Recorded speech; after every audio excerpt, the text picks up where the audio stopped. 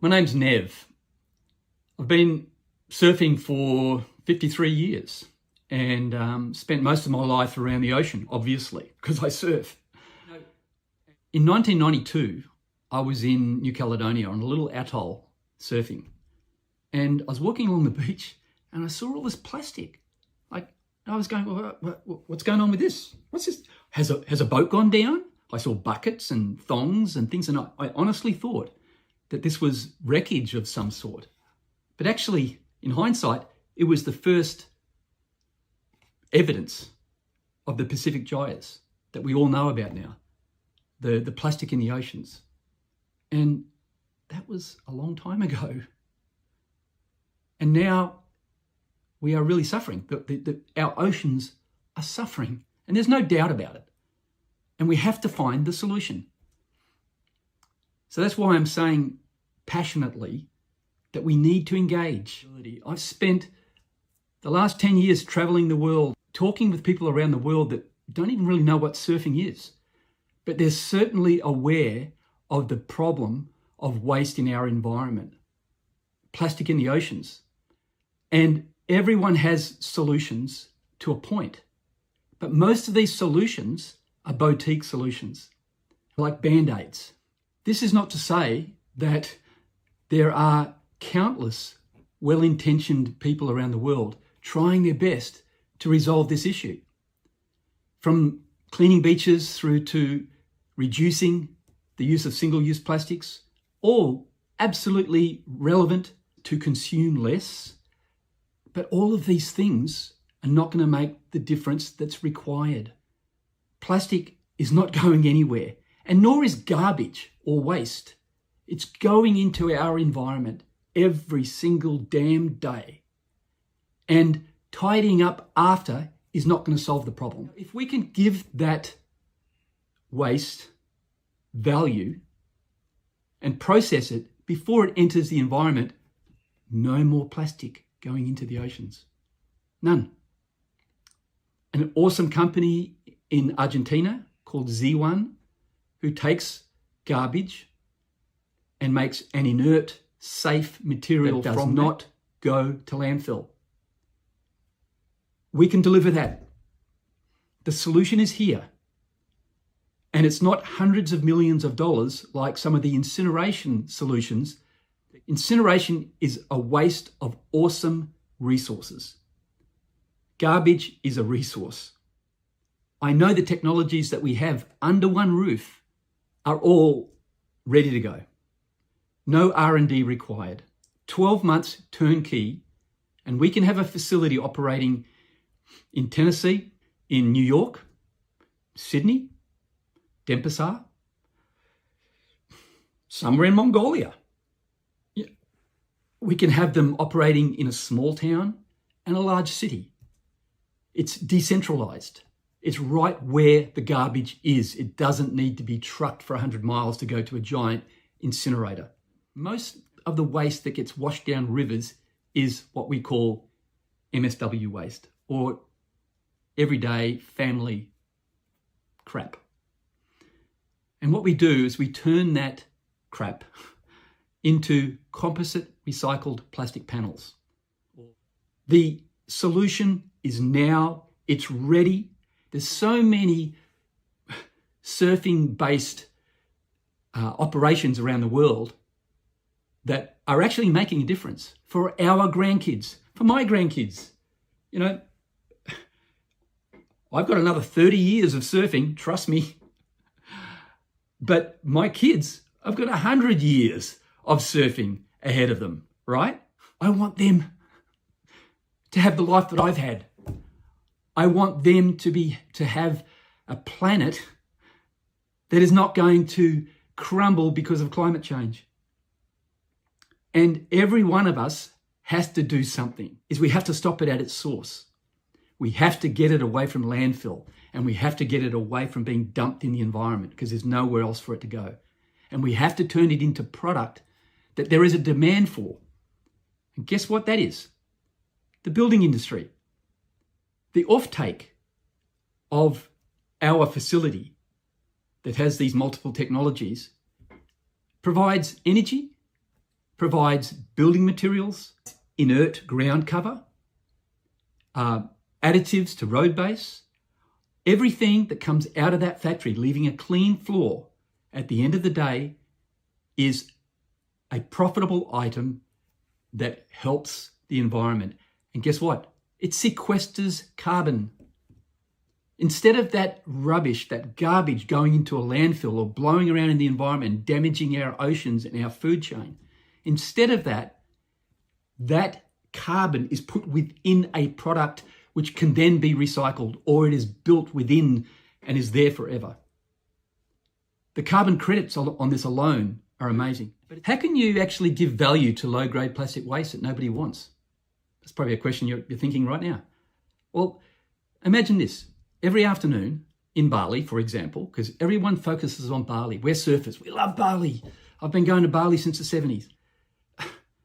But it's the place where everybody sees all the plastic washing up on the beaches.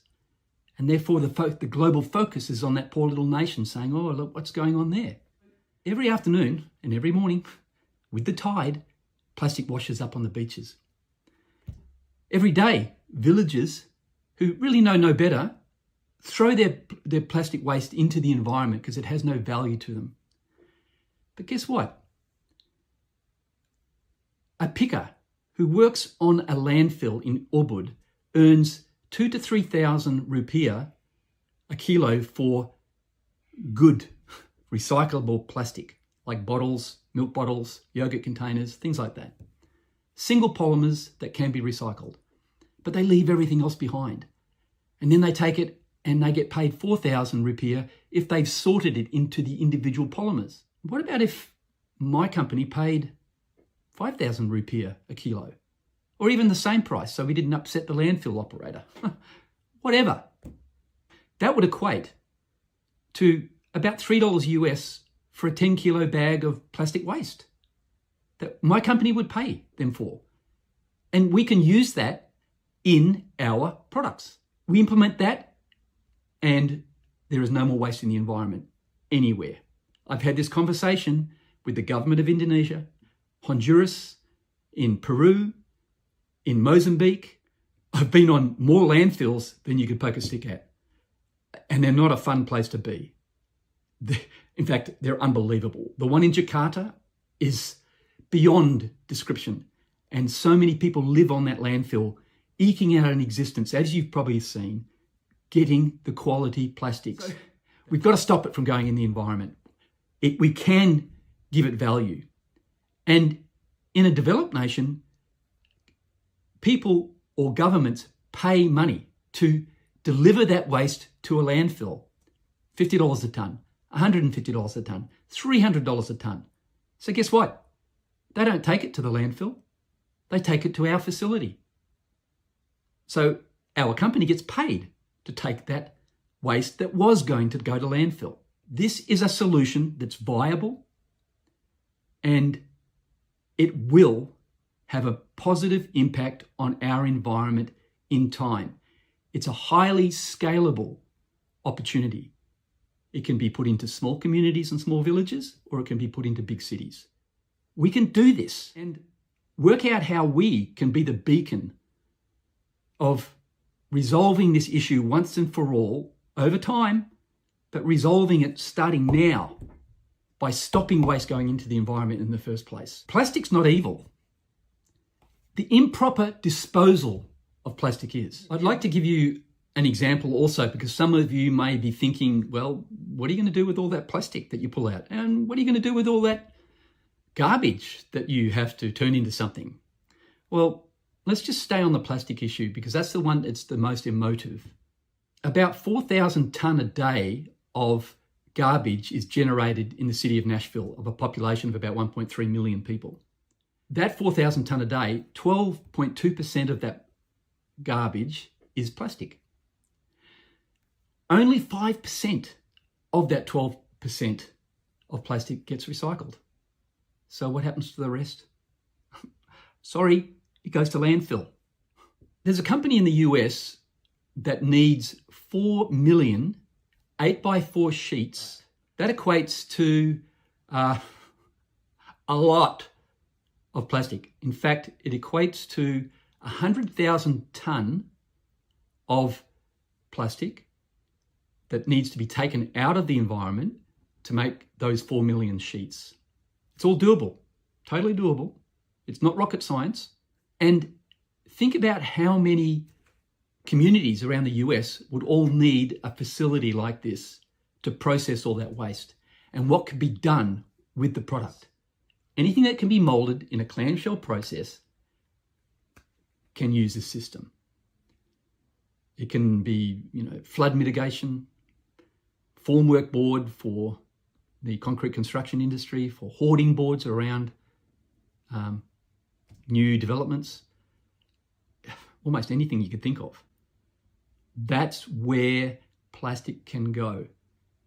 That's where plastic will be sequestered. That will help our environment.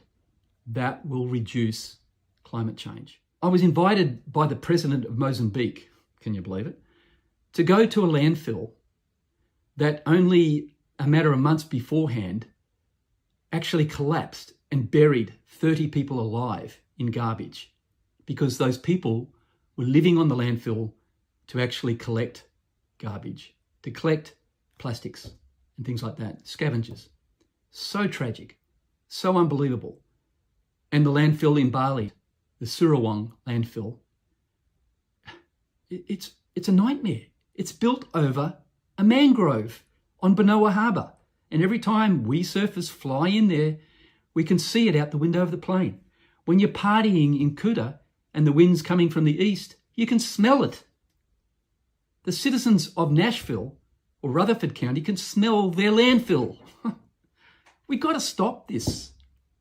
And I know it's not easy. And incineration is not the answer. The answer is diverting that waste away from the landfill to a facility that processes it all, 100%.